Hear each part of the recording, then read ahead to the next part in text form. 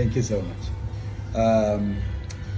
I want to appreciate each and everyone in the church, in the sacred place, for standing together with us here in Kenya, for devoting much of your strength and your support to us. We really bless the Lord. And here we want to thank you for having received the servants of God, Pastor Claire and the sons. They are very, very fine. And here I also want to convey my love greetings to each and everyone in the church, that as you gather today for the service, may God visit you, may God impact you, may God take you to the other heights of His glory, that you may now have a new experience in His presence. May God bless you so much. Amen.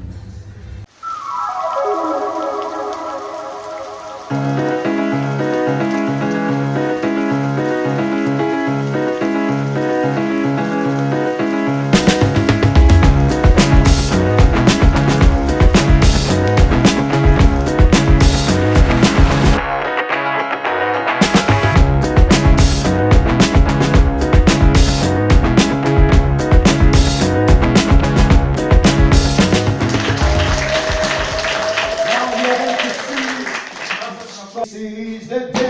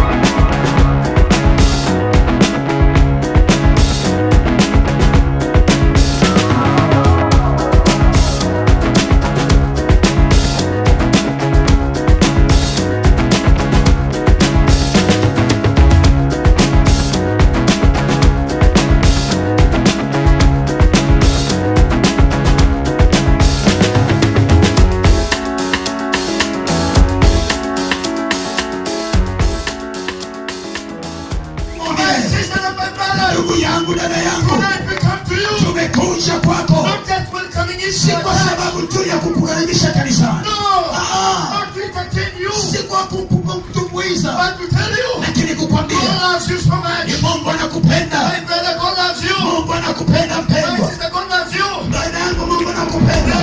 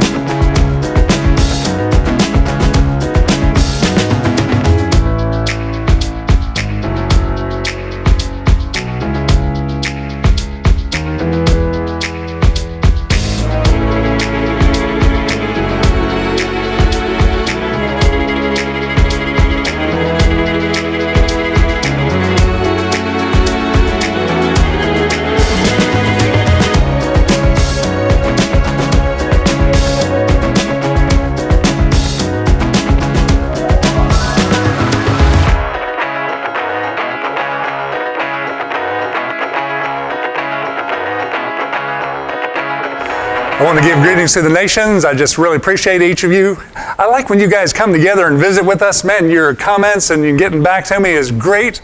And it's exciting to hear the really cool stuff that's happening for you guys as we stand together in prayer. You know, there's power in unity, yes?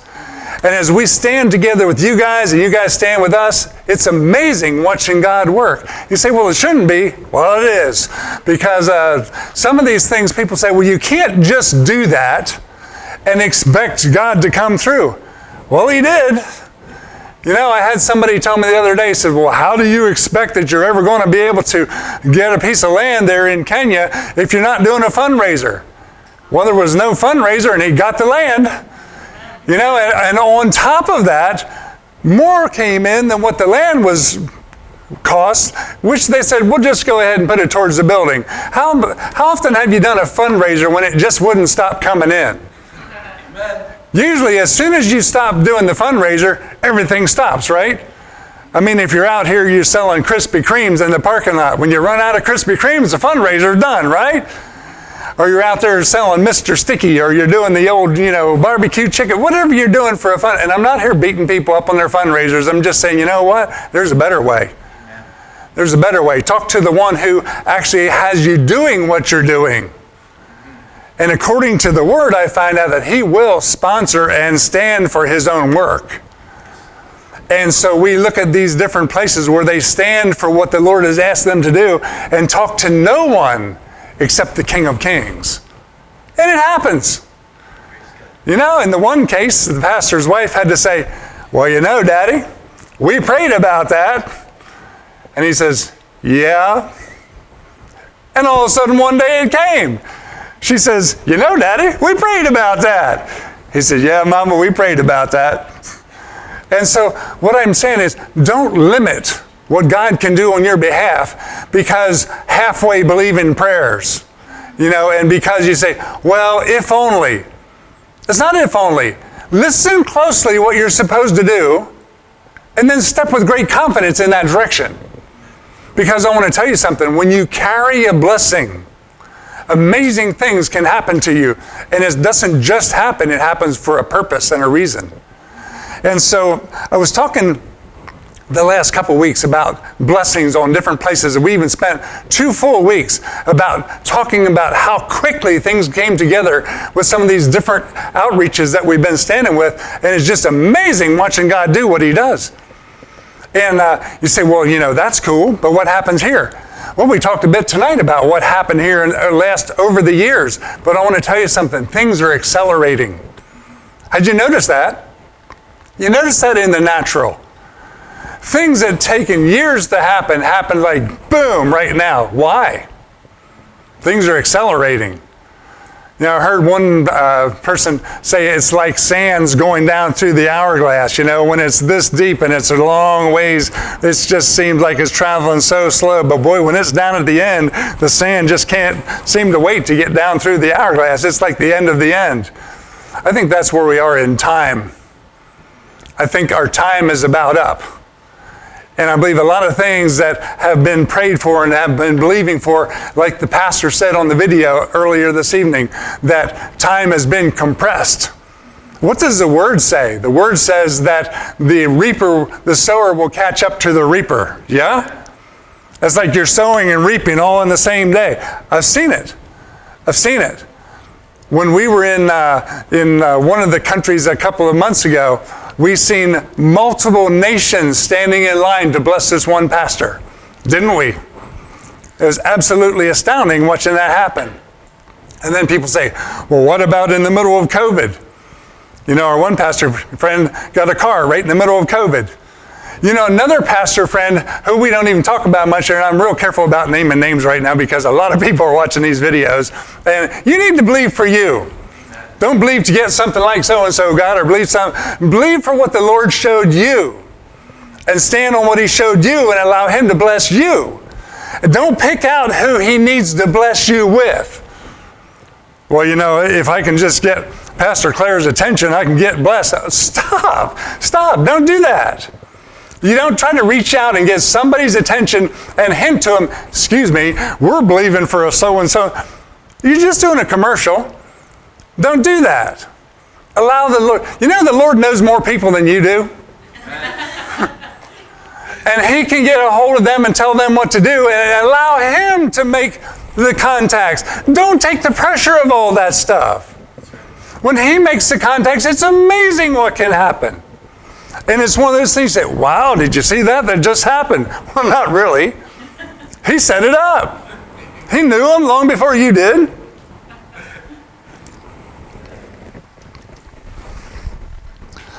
Did you ever think about kingly gifts? Kingly gifts. I'm not talking about, somebody gave me a pen and pencil set. I'm not talking about, somebody gave me $5 tips so I could go get a cup of coffee. I'm talking about a kingly gift. You ever think about kingly gifts? The reason I'm asking you is because if you're a carrier of the blessings of God, you need to understand that kingly gifts will come your way. And that's not talking just about little trivial something. That's not talking about, I was walking down the street and found $20 laying in the corner. That's nice, but that's not a kingly gift. That's just a nice, happy little find. And so when you start thinking about kingly gifts, then you must start thinking about, what would you do with the kingly gift? It's a good question, and you should think about it on ahead if you're carrying the blessing, because you need to know. And it's not like you have this here rule book. Well, if I get $50,000, let's see, that's on page 35, then you just do this and this and this. If I get $100,000, that's on page 89, then you do that and that. I mean, if I get more than that, we start writing a new book because that's a lot of money. No, that's not how it works. As far as being prepared, it's no different than preparing to carry the blessing. How do you prepare to carry the blessing? Get your life in order. Get your life in order. Do what you know to do. You start walking in the way that you know to walk. You release all the garbage that you were carrying in the backpack back there. Well, he did this to me, and he did that, and she did that. No, just release the whole backpack and be set free of all this kind of stuff and walk with the King of Kings. Spend time on purpose with him and listen to what he has to say. And I'll tell you what, after a while, you start finding out, you know what? You're carrying a blessing. How do you know? You stop and pray for somebody and say, whoa, did you see that? The dude got healed. Well, you know and he knows you can't do that. Although he will thank you profusely for doing it, you also know that the Lord did it. And so you say, thank you, Lord, you healed the man. I mean, right in front of my eyes. I was in a restaurant one time with a whole bunch of guys. I was teaching them how to climb wooden poles for telecommunications. And in the middle of the restaurant, this one big mouth guy, he pipes up. He says, hey, Claire. I said, what? He says, what's the biggest rush you ever got? Because he was talking about flying airplanes and sailing boats and scuba diving and all kinds of stuff we were chatting about. And he said, what's the biggest rush that you ever got?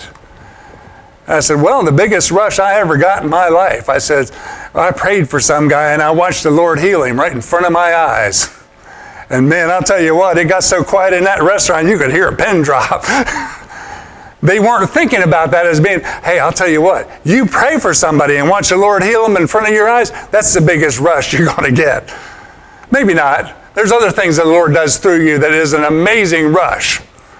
And sometimes it don't look too amazing at the time. How about it, guys, when we went to Tanzania? That didn't look too amazing at the time, did it?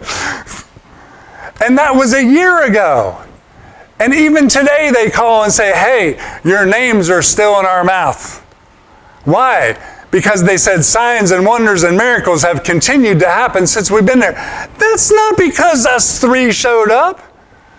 It's not because of our team showed up. Yeah, but we had a whole team. I don't care if you had a whole country showed up. You can't carry that if the Lord hadn't given it to you. And so we arrive there and the Lord does amazing things. That's being a carrier of a blessing.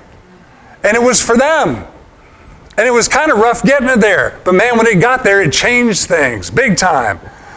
I've seen it there. I've seen it in Fiji. I've seen it in the different nations we travel to. Cool stuff happening. When that happens, think on the next step. What are you going to do when you're on the receiving end of a kingly gift? You say, well, what is a kingly gift?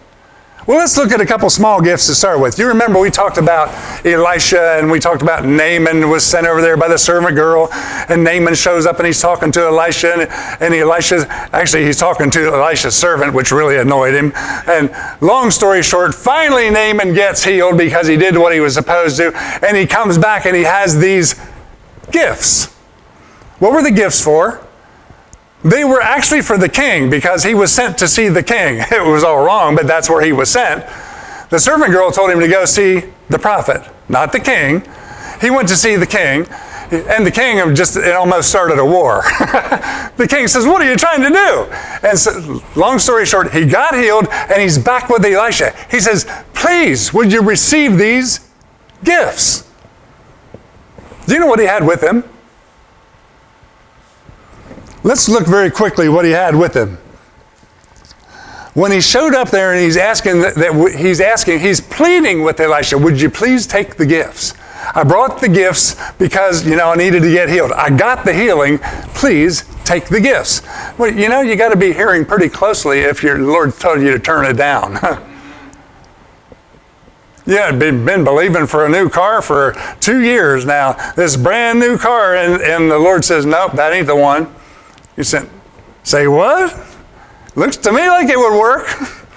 Be careful with that. Don't argue with the Lord about it.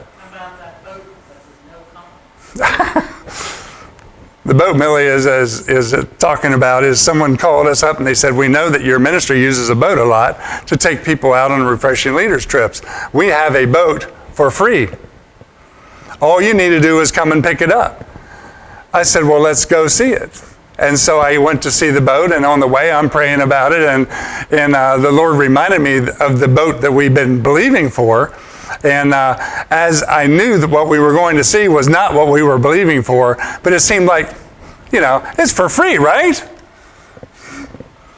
As I walked up over the hill looking down on the docks, the boat was backed in, and the big name on the back of the boat was in plain sight, and it says on the back there, The Compromise.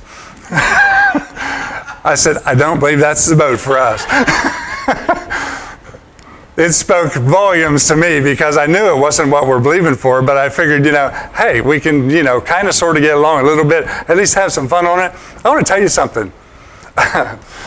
Just because you have a boat don't mean you're having fun.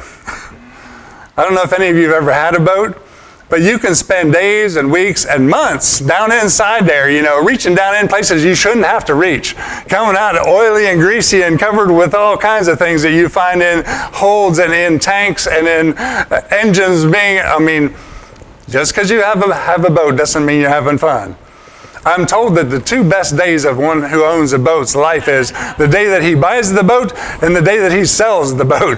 It's the 2 best days of their life. So just because you're believing for something don't mean it's a blessing if you can just possibly kind of get in there.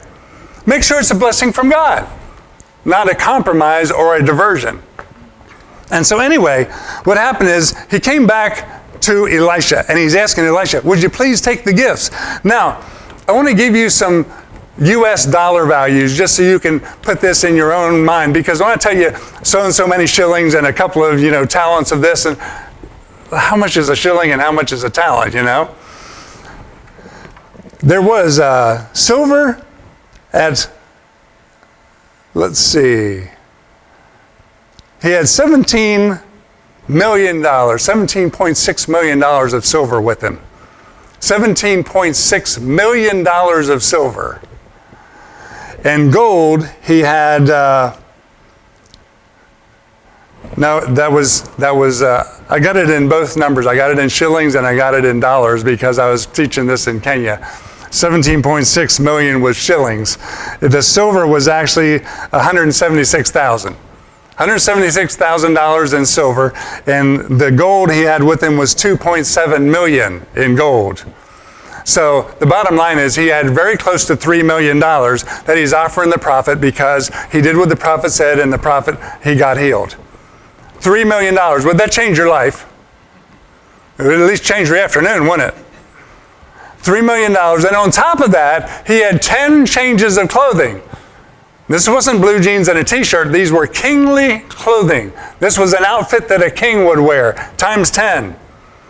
The least that you will find if you study about kingly garments is that a very minimum is a year's wages for one outfit. So he had $3 million in cash and 10 years' wages of clothing. Would that change your wardrobe? 10 years' wages of, wow, some of us need a bigger wardrobe. And what happened? The word was, no, your healing today costs you nothing. Nothing today. Nothing. And Gehazi said, well, at least a little bit. And he ran after him, and he got a couple of, you got 150 pounds of silver, and he got 2 changes of clothing. That's just a little bit compared to what Naaman was carrying. Naaman was more than pleased to give it. That wasn't an issue. But what happened? Gehazi took it and he knew he wasn't supposed to. He mishandled a kingly gift. That's extremely dangerous. Gehazi came back and he acquired the sickness that Naaman had. And what happened with Elisha? He went forward. He wasn't broke because he didn't accept the money. He still had the Lord providing everything that he needed continuously. You know, that's what we got to understand. Provision is yours, period. It's not yours because or yours if. It's yours because the Word says it's yours. What's the key? Walk with the Lord and allow Him to show you the footsteps, and then in those footsteps, provision will follow you. With her friends going back to India, provision is for her. She walks in the footsteps the Lord shows her, and provision will be there. Why? Because He's the Father. He cares about these things. But let's go on and just look at a couple of different things, because kingly gifts can really bring out who you are. It brought out who Gehazi was. So you know what? It looked like he's going to be the next Elisha. But on the inside, he wasn't ready. Why? Because he saw signs and wonders and miracles, but somehow he didn't believe the Lord could feed him or get him in kingly clothing. We don't have to have a special car. We don't have to have the kingly clothing. We need to have what we need for now. You know, if we're putting a roof on the church tomorrow afternoon, whatever day it might be, you're not going to be up there with your latest, greatest suit and tie. You know, you don't always need that particular exceptional, super-duper outfit. There's other things that you need to do. So let's allow the right thing to come at the right time and walk in what is in order. David's men became wealthy beyond what they could imagine. Have you ever read in the Word that when we pray, you know, the Lord is able to do more than we can think or imagine? Have you ever read that prayer? Do you think He could do more than you could imagine? Most of us read that as if, well, you know, someone else can't get there, but I can imagine pretty big, man. And so if the Lord can do more than you could think or imagine, you know that actually includes on the financial realm also? And I'm not here, but to me, finances is the lowest realm to check where you're at spiritually. You say, why is that? Because it's simply what man can do. That's all finances is. That's what finances represent, what man can do. That's all they are. It represents your work, your effort. And so anyway, David and his men, they came into Ziklag. Ziklag was given to David to say, wow, man, we got our own town. This is when he's still believing to be king. He had the word. He was walking the walk. He's been chased by his own king for years. He actually made friends with the enemy king, which is really wild and crazy. And the enemy king gave him a city. And they're living in a city and everybody's enjoying it. Well, they go off to have a battle, and you know the long story, that they didn't get to fight. It was actually against Saul. They're sent home. When they come back home, Ziklag's burnt to the ground. And as they come back, find Ziklag burnt to the ground, everything that they had was taken. All their stuff. It's like, you know, your favorite watch. I don't know what David wore for a watch, maybe a sundial. You know, your favorite necklace, your favorite shirt, you know, your favorite boots, all the stuff is gone, except what you were wearing when you came back home. Everything's gone. The wife's gone, the kids are gone, everything's gone. And you know, he nearly got stoned for that. You remember the whole deal? What's happening? It's checking the hearts of the men, is it not? These guys walked with David for years. They fought fights and saw no one they didn't lose a man in a fight. That's pretty impressive. They fought against tremendous odds and won.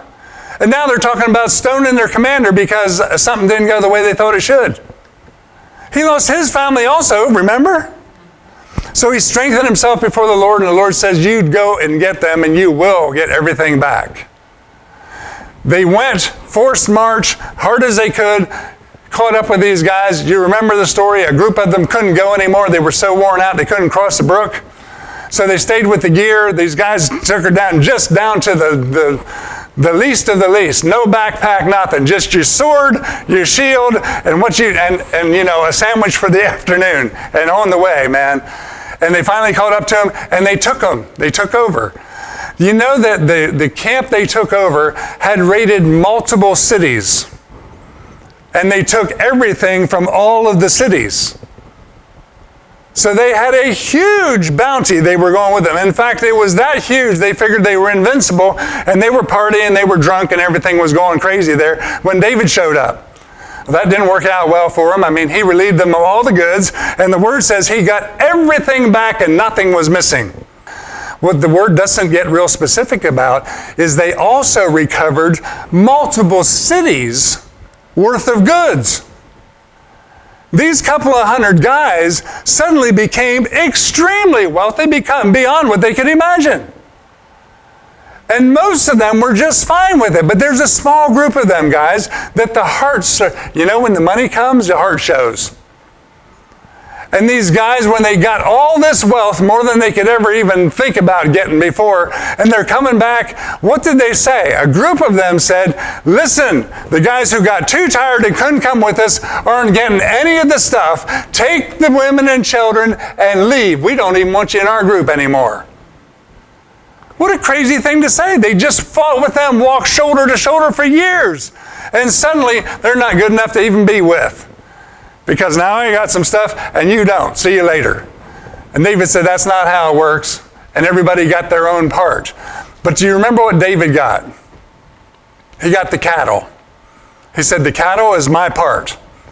And so he got cattle from what? Multiple cities. In fact, he got that many cattle, that many herds. How many cows does it take to impress a city? If you're given a cow in a region where that's your wealth, how many cows would it take to impress a city? I mean, you walk up to the city gates, you summon the city fathers, and you say, here, I'm going to give you this cow. It's like, yeah? But what would it take to impress the city fathers if you're giving a city some herds? It would take a bunch of cows, don't you think? I mean, now, if one kid's getting married, it could be 2 cows, 1 cow, 2 cows. One of my friends in Kenya was getting married. In fact, they were already married, and he still owed 2 cows. And to him, that was a really big deal because it's like a lot of money for each cow. But when you take that cow to the city fathers, and they're overseeing a city where they have one feast, and it takes how many cows for one feast? A bunch. And so how many cows do you have to give to a city to make the cities think that this now is a gift worthy of the city? You see what I'm saying? And David came back with his bounty, his herds, and he gave gifts to over 20 cities. You see how much stuff he had? When you can give a gift to the city to make a difference to 20 cities, and you're still okay, that's a lot of stuff. Is it starting to make sense? With that much stuff, David's heart came out, and he started giving to the cities that he was working with and would be king over. How about that? You know, the same ones where the elders said, well, we knew all along you're supposed to be king, but that's got to be the ultimate slap in the face. When you've been running from the other king for how many years? And finally, the elders of the city come to you, the same elders that were there when you were running, and they said, well, we knew all along that you're supposed to be the king. The Lord anointed you as king. Test your heart. So now he's a very wealthy man, and he's giving these kingly gifts to 20 cities. Let's bring it down to something that the dollars and cents always makes more sense because we're not a farming community anymore. I mean, how many cows do you have, Jared? No cows. Jeez, and you're going to get married. No cows. What's your dad think about him without no cows? But you see, if we were in another community where that's important, it'd be extremely important how many cows Jared has and how many cows he's going to pay to get married and so on, because that's how it works. So, because we do everything with dollars and cents, let me take you to another gift. Do you remember when the Queen of Sheba came to see Solomon? The Queen of Sheba came to see Solomon for only one reason. She came because she had some hard questions. Am I right? She came to find insight and wisdom on some things she was dealing with. So she came to Solomon with a kingly gift. Do you know how much she brought to Solomon because she had some questions? If you had some questions to ask of the king, how much would you take? Say, first of all, I don't know if I'd get a seating with the king, but if you're going to get to sit with the king, how much would it be worth to you? Well, it depends on what for insights he has. Well, apparently she thought it was worthwhile. She came with her questions, and she brought a gift. Now, it's interesting because her gift had three parts. Her gift had spices, which back then that was actually trading currency.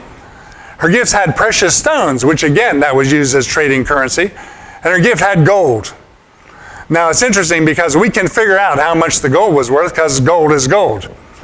And if I take the gold that she brought to the king and I take it times today's prices, do you know how much she brought as 1/3 of her gift to come and ask some questions? What was that? 600 talents. Yeah. It was actually 120 talents, which is 75 pounds per talent. And if you start figuring it out, the bottom line is it was the gold itself come out to $216 million. And that was 1/3 of her gift. So if you take the precious stones, figuring that also is trading value, and you take the spices. In fact, the word goes as far as to say, it says, never again had there been such abundance of spices brought into the nation of Israel. Never again. She brought that many spices that never again had the nation seen that many spices, that abundance of spices. If you figure that their $213 million was, or $1 million was 1/3 of her gift, she gave approximately $648 million. And Solomon received it. And she was more than pleased with the wisdom that she got for that exchange. I think I'm losing you. $650 million? Would that change your afternoon? Would that change your week? Would you still do maintenance at the feed mill, or would you buy a feed mill? You wouldn't buy a feed mill, but you might get some more bees. The point being, if you start looking at the volume of what a kingly gift is, it's astounding. You say, $650 million? That's one single gift. And what was it for? Asking some questions. You say, well, they don't do that nowadays. They do. I mean, the bottom line is, what happened? There's 2 times we read about in the Bible where 2 ladies on separate occasions came before the king, and the king offered them up to half of their kingdom. That's more than $650 million. Half the kingdom. Do you remember who they were? The one was Herodes's daughter. I don't know that it was Herod's daughter, but it was Herodes's daughter. Herodes was Herodias's daughter. Herodias was Herod's wife, but she wasn't supposed to be. She was actually Herod's brother's wife, and Herod decided he wanted her for a wife, and everybody decided that was okay, except the problem was John the Baptist says, that's not okay. Is he speaking truth? He was speaking truth. And Herodias was upset with John the Baptist because she wanted to be a wife of the king, not the wife of the king's brother. And so the clash went on. She wanted John the Baptist dead, and the king was afraid to kill him because the king believed this guy's a prophet. Well, it's smart to not kill a prophet. If you really believe he's a prophet, that's not a good idea to kill a prophet. Because what is a prophet? He carries the word of the Lord. He carries blessings. He also carries other things if things go crosswise. Because the Lord is looking after his prophet. Now, the interesting thing about it is Herod the Tetrarch was only a king of 1/4 of that region. being a king of a quarter of that region, he still was a king and he still had great authority. And the bottom line of it is, he understood John the Baptist was a prophet, and he believed that John the Baptist was coming from God and speaking the word of God. Let me read what the word says about it. It said in verse 20 of Mark 6. Mark 6, verse 20, it said, Herod had a reverential fear of John, knowing that he was a righteous and holy man, and continually kept him safe and under guard, because when he heard John speak, he was much perplexed, and he heard him gladly. You see, Herod is in a place where he's saying, that's God. He recognizes this is a man of God. He recognizes this guy is right. He's righteous. And he says, he might be perplexed, but he heard him gladly. He wanted to hear the words of God. But Herodias, on the other hand, she wanted to do dead because he said, you guys can't be married. Well, it was true. So it's not lawful for you to be married. Well, that really annoyed her because she said, well, we'll make the laws around here. We're the king and the queen. And so, you remember the story? Her daughter comes in there at a party and she dances.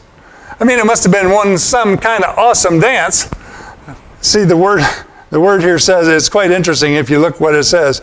It says, the daughter of Herodias, verse 22, came in and danced, and she pleased and fascinated Herod and her guests to the king.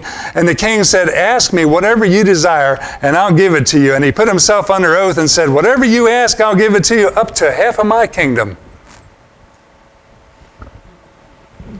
She didn't know what to ask for, so she ran back to Mom. Mom says, ask for John the Baptist's head on a platter. One of the commentaries I read said, there ain't no king anywhere in his right mind that is going to give somebody half of their kingdom. Well, let me put it to you this way. There ain't no king anywhere in his right mind going to give the prophet's head on a platter to his daughter.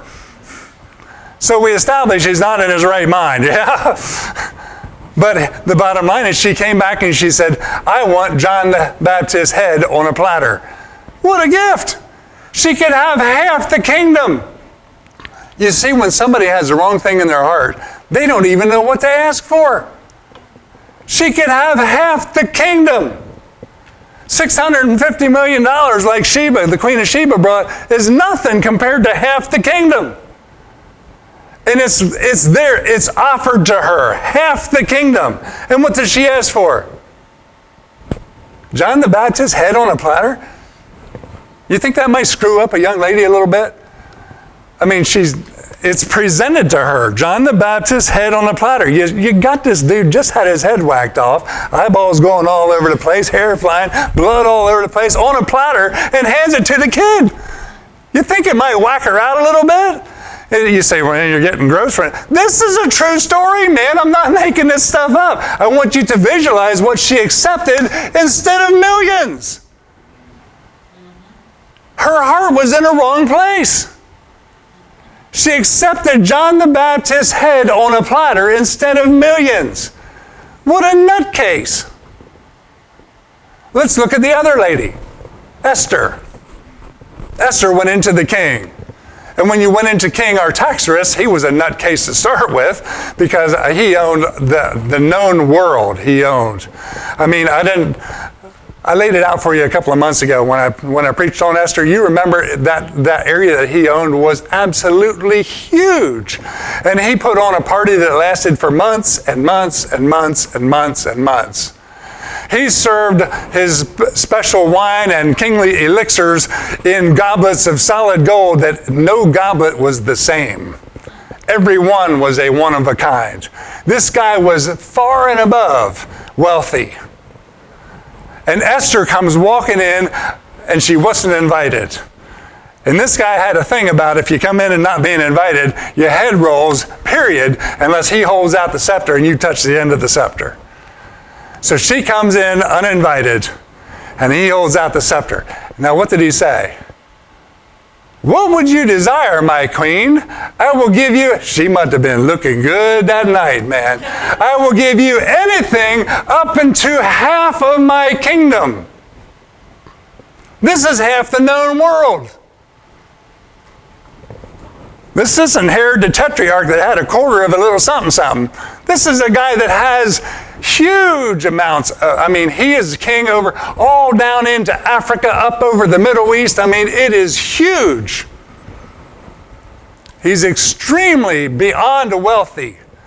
And he says, I'll give you anything up to half my kingdom. What did she ask for? She asked for the lives of her people. You remember the story, right?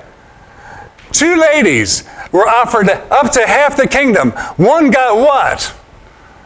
Blood-goring guts, the head of a prophet. Woohoo! Look at this. Look what I got, man. What are you going to do with that? I don't know. Give it to mom. That's what she did. You think it changed her life? I'm sure it did. She messed with the prophet. You don't go killing a prophet and get away with it. There's a cost to be paid, man. And so Esther comes in before the king, and she's offered up to half the kingdom. People say, again, well, there's no king in his right mind to give half the kingdom. I say, stop just for a second. Do you remember the story of Joseph? Joseph talked to who? The Pharaoh, yeah? You remember when he talked to the Pharaoh? What did the Pharaoh say? Where in the nation can we find someone on this side of insight with God on the inside of him? Where can we find somebody like that? And gave him the kingdom. Second in command only to Pharaoh. He just gave him the kingdom. He ran the kingdom. How about Daniel? Daniel comes in before Nebuchadnezzar and he has a word from God. What did Nebuchadnezzar say? He said, only the God of God, the King of Kings, could know this insight and wisdom. Daniel, we need to give him, and he commanded that they burned incense before the guy. That's right on the edge of, you got to be careful with that. When they're burning incense, that's what they do for gods. And gave him kingly gifts, and then placed him in charge of all of Babylon, which was the top city of that region, and that wasn't enough. He sat in the king's gate, and nobody came and nobody went unless they went through Daniel. He ran the country. So much so that when Nebuchadnezzar went off the deep end for 7 years, nobody even knew it. How do I know that? Because in 7 years, Nebuchadnezzar came back and says, there's one God. And he again was ruling and reigning. You know how many people were standing in line for that job? A bunch of them. They kept trying to oust Daniel to get it. And so Daniel was given a kingdom. Joseph was given a kingdom. Esther was offered up to half of a kingdom. Herodias' daughter was offered half of a kingdom. Solomon was given what? $650 million to answer a couple of questions. And you're saying, well, what does this have to do with me? That's what I'm talking about. You carry the blessings of God. I'm not here teasing with you. I'm not saying, oh, if only you did. When I put the man up there praying on earlier, that's to remind you what you carry. That's not just the first time you heard that blessing being prayed. Is it? You heard Pastor Donna say, man, there's going to be battles that you don't have to fight. Speaking over this house. You heard these things many times. And we've seen evidence. What happens? You see that property that was just bought? You see the money coming in to build the building and there was never a fundraiser. You see money coming in for cars. You see people getting healed. Do you know Pastor's wife got healed when we prayed for her? You know, this one and this one, it just goes on and on. You know, the other pastor we prayed for, his daughter got healed. You see these things. Do you think that's not serious? That's carrying a blessing. You say, well, who do you think you are? It's not about us. It's about the King. But the King has chosen you in this house to carry amazing blessings. If you don't believe that's true, I'll give you a phone number from our pastor friend in Kenya. You ask him, does this house carry the blessing? It's not, well, you have to go to that house to get the blessing. That's not what I'm talking about. I'm talking about you carry the blessing of the King of Kings. What is the blessing? It depends what's needed. In one case, land was needed. In another case, rain was needed. In another case, healing was needed. In another case with Doc, I don't know what was needed, but the bottom line is he said he got it the same night. I'm looking forward to sitting down with him and say, well, what did you get? I don't know what he got, but he told me, he said, it changed my life. It hasn't been the same since. That's the blessing. And you're saying, well, what did they offer you? It's not about what they offer you. I'm saying, listen, you carry the blessing. Be prepared. If a kingly gift comes your way, know how to handle it. Don't get ahead for spite, because you're not getting ahead. You're getting very behind. Jared got it. You see, Esther had a chance to save her people. Herodias' daughter had a chance to become a whole lot more than she was. And what did she do? She ended up being part of killing a prophet. What happened with Daniel? Daniel saved a nation multiple times. What happened with Joseph? Joseph saved the known world and his family. And you see these things. And why were they put where they were put? You say, well, that's just a Joseph and just a Daniel, and who do you think you are? You're a son of the king, hello? Amen. You know, well, Joseph was from the chosen tribe. So are you. I mean, are you listening? Is this making sense? When I say 650 million, it goes, phew! And I say 650 million is a little bit compared to what Esther could have got. Phew! Stop. 650 million in your own bank account. You say, well, I'd have to open a couple of them. That's not the point. 10 bank accounts so that they would take it because it's too much money. If you got so much money, you got to open multiple accounts so they will take it. What are you going to do with it? Are you going to take off the prophet's head because the guy spit on your shoe? Or are you going to save a nation? You see, you have to walk where you have to walk before it comes, or you end up being like David's men. We're saying, we're wealthier than we ever thought we would be, so now just go. Could you go now? Could you just go? Why? They couldn't walk with them guys anymore because them guys were too tired to fight with them. They just, the last 10 years of fighting together, the last 10 years of living in the cave, the last 10 years of getting to know everybody, it didn't mean anything. When the money came, could you just go now? You and your family, just go. Why? Because I'm rich and you ain't rich. Well, actually, they were watching your stuff while they were gone. David says, no, everybody gets a portion. And so where's your heart? Now be really, really careful. Say, well, this is way beyond me. I don't have to think about these things because, I'm just me. Who do you think just Joseph was? When just Joseph was sitting in the bottom of a prison. I'm just me, man. Do the best you can wherever you are. Walk the walk before the King of Kings. Carry the blessing which you've already been established in carrying that blessing. We've seen it. How many times do you have to see blessing come through the house until you know that you are carrying a blessing? Can you answer me? How many times must you see the blessing come through the house? Are you part of the house? Yes. You're part of the house. Have you seen blessing come through the house? Yes. Have you seen this region right here at the house change because of the blessing of the Lord? Yes. Does that prove to you that you carry a blessing? Carrying a blessing makes you extremely valuable because there's a whole lot of people looking for the blessing. The Queen of Sheba was not carrying the blessing. She was looking for the blessing. And the people looking for the blessing can have a whole lot of coin and they don't know what to do with it. But if they could possibly get the right answer, they'd turn the whole thing over to you. Are you going to give them the right answer for the coins, or are you going to give them the right answer because you carry the blessing? You see, when Elisha gave the right answer, he said, no, that's on the house. That's free tonight. Go enjoy yourself. That's all taken care of. The Lord got you covered. Didn't cost you nothing, man. Naaman says, well, can I have some dirt? Yeah, you can have some dirt. Naaman left with some dirt. Instead of giving, what? He had $3 million with him. Instead of $3 million to drop it off, he took 2 mule loads of dirt. Said, yeah, no problem. Help yourself with the dirt. No problem. And so he went home with the dirt. But the bottom line of it is, he came carrying $3 million and 10 years' wages of clothing, did he not? And he offered them to the man of God. This is not just some funky Bible story. This is stuff that happens regularly.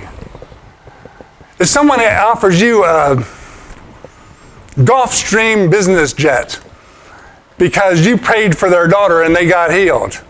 What are you going to do with it? Don't go ask Herodias' mom. She'd say run it into the towers and knock something down.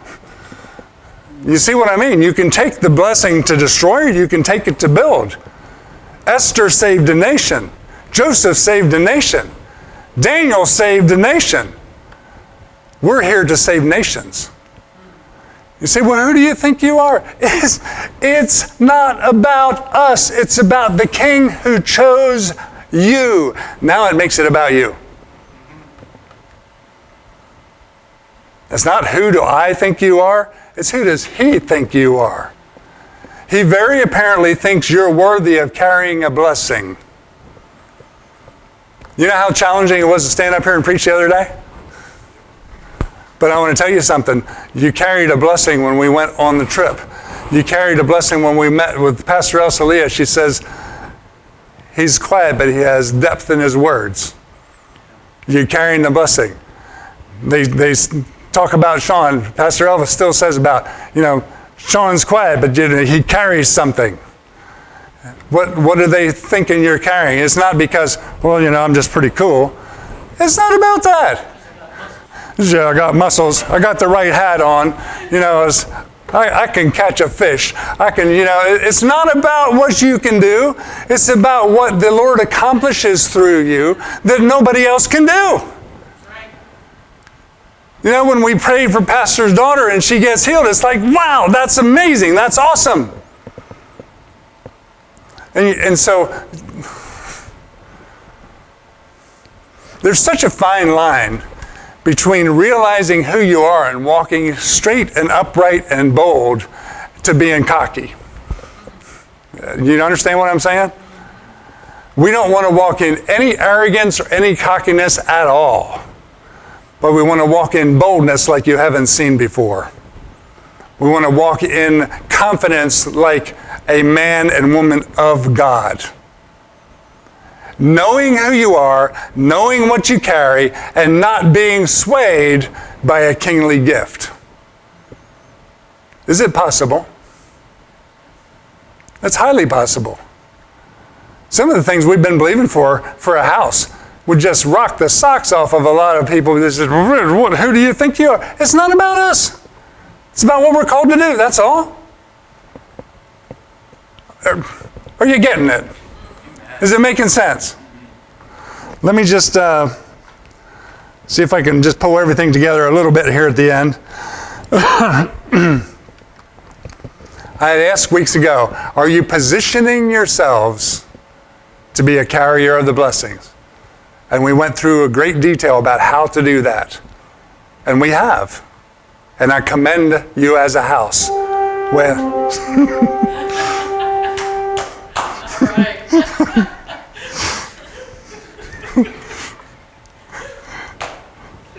Confirmation. Have you cleared your heart of bitterness? Again, very critical. The men with David apparently didn't clear their heart of bitterness, and they were upset with their brothers because they didn't help them with the fight.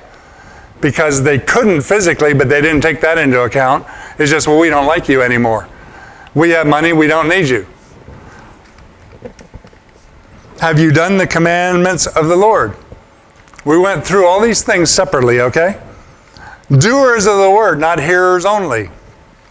Financial responsibility requires foundations to be in order. That's what I'm talking about. Foundations need to be in order to carry the blessing. Carrying the blessing brings financial responsibility. Why? It just does. It's not that you're on your knees every night calling in the money. Man, I just need to be rolling in the dough to make me somebody. No, you are somebody. So the finances can come because you are who you are. And the really huge question, are you willing to reject a kingly gift at the word of the master? That's part of it. Would you give a gift the size of what the Queen of Sheba gave for the wisdom of God? That's on the other side of the giving. $650 million. Well, how much wisdom could you get? You know, there's people of the world today, the $650 million is one check away, you know? I mean, they buy businesses for multiple billions. I think it's time to close.